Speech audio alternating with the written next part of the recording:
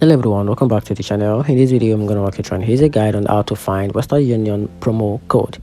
So here's an easy workaround on how you can easily do that. So to find a Western Union promo code, here's what you need to do. So go to a trusted coupon site like WeRift or Retail Maynard or coupon.com, and in the search bar type Western Union promo code, then look through the list of active code and pick one that suits you. So for example, a code that removes or reduces transfer fee.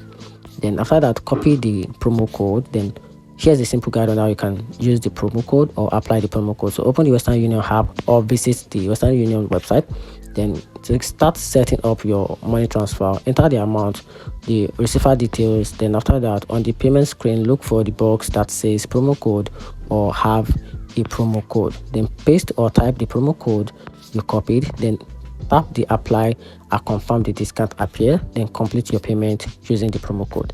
And that's how you can easily find the Western Union promo code and also apply the Western Union promo code. Hope you find the video helpful. Hit the turn notification button and subscribe for more. Thanks.